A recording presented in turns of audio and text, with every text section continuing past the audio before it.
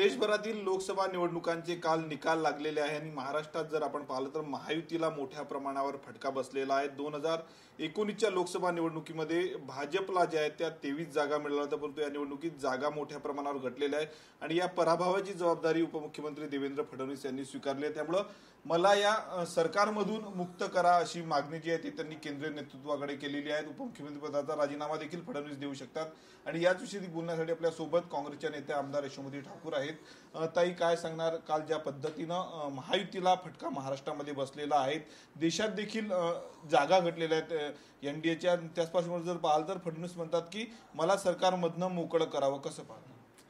आता त्यांच्या पक्षाचा विषय आहे तो, आणि त्यांना खरंच पछतावा येत जर असेल आणि त्यांना असं वाटत असेल की शाहू फुले आंबेडकर यांचा हा महाराष्ट्र मी बघा कसा तोडफोड केला आणि कशी कालिमा लावली महाराष्ट्राला, याचा पछतावा असेल तर त्यांनी राजीनामा दिला पाहिजे, काही हरकत नाही आहे।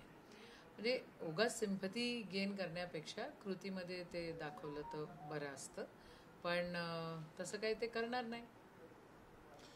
काय सांगणार, ज्या पद्धतीनं संविधान बदलणार असा प्रचार जो आहे तो महाविकास आघाडीने केलेला होता, तो असं करत असताना त्यावर आम्ही लोकांचं मतपरिवर्तन करू शकलो नाही असं देखील फडणवीस म्हणाले की चुकीचा संदेश महाविकास आघाडीने लोकांपर्यंत पोहोचला। आणि आज ते ज्या गुरमीमध्ये बोलत होते 400 पार, त्यांचे जे त्या तत्कालीन खासदार मंडळी जे होते, काही मिनिस्टर्स होते, तेच घोषणा करत होते, तेच बोलत होते सातत्यानं की आम्ही संविधान बदलणार आहे। काय करायचं होतं तुम्हाला?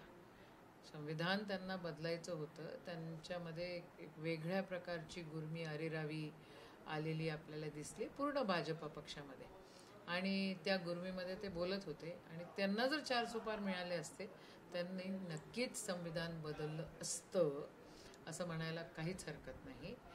ते फसले आणि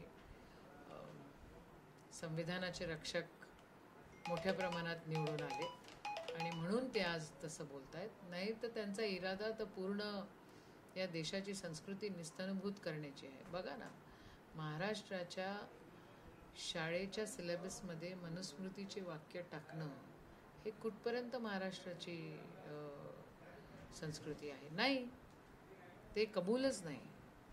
तुम्ही शाहू फुले आंबेडकरांच्या महाराष्ट्राला, शाहू फुले आंबेडकरांच्या महाराष्ट्राला बदनाम करण्याचा प्रयत्न जो केला त्याचं उत्तर तुम्हाला जनतेने दिलेलं आहे। विदर्भामधनं 10 सीटा निवडून जातात, जोरदार कमबॅक महाविकास आघाडीनं केलेला आहे, काँग्रेसने देखील राज्यात चांगलं कमबॅक केलेलं आहे। हो, पण तुम्ही हे लोक इलेक्शनच्या वेळेला काय म्हणत नव्हतात काँग्रेसबद्दल। आता काँग्रेस सर्वात मोठा पक्ष आहे हे आपण कबूल केलं पाहिजे। महाराष्ट्राची जनता ही खूप सेन्सिटिव्ह आहे आणि त्यांना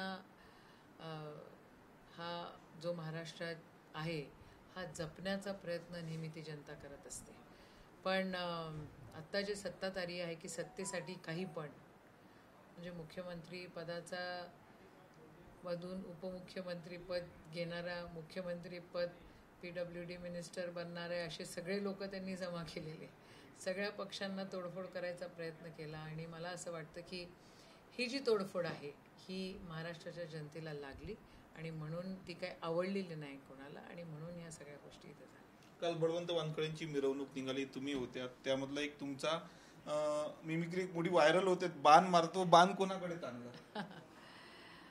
जे अन्याय करतात, जे धर्माधर्मावर भांडण करतात, जे नाटक नौटंकी करतात, जे अरेरावी करतात, जे संविधानाला तोडायचा प्रयत्न करतात, त्यांच्यावर तो बाण होता आणि तो आम्ही सोडला आहे, मारला आहे। ते मोठा विजय झालेला आहे अमरावती लोकसभा मतदारसंघात, सर्वांचं लक्ष लागलेलं होतं या ठिकाणी, कसं पहा? विजय झाला, जनशक्ती विरुद्ध धनशक्तीचा हा विजय होता। जनशक्ती ह्याच्यामध्ये निवडून आली, खूप बलाढ्य लोक आहेत, खूप पैसा त्यांच्यापाशी आहेत, अंडरवर्ल्ड, ब्लॅक मनी, सगळं काही त्यांच्याजवळ आहे। आमच्याकडे फक्त जनता आहे आणि जनतेने आम्हाला साथ दिली, याचा सार्थ अभिमान आहे।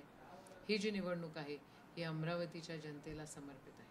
एक शेवटला फडणवीस असं देखील म्हणालेत की राजीनामा देऊन आता विधानसभेची तयारी करायची आहे, विधानसभा निवडणुका तोंडावर आहे। काय आता त्यांना काय करायचं हे त्यांनी स्वतःच्या मनाला विचारावं।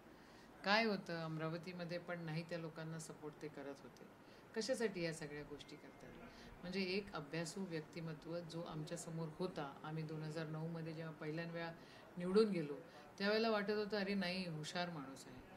पण जे चाणक्य नीती म्हणण्यापेक्षा जी काही नीती वापरली महाराष्ट्राला तोडण्यामध्ये आणि महाराष्ट्राची संस्कृतीला डाग लावण्यामध्ये, ती त्यांच्याकडनं अपेक्षित नव्हती. आणि जे अपेक्षित नव्हतं ते करत गेलेत.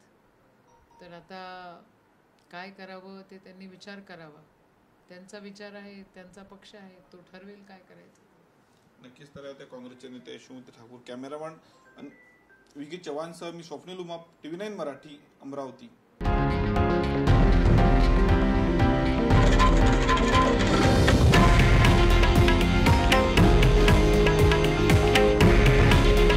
हे आहे देशातील नंबर 1 न्यूज नेटवर्क आणि आपण पाहत आहात TV9 मराठी. काळजी तुमची, हित महाराष्ट्राचं.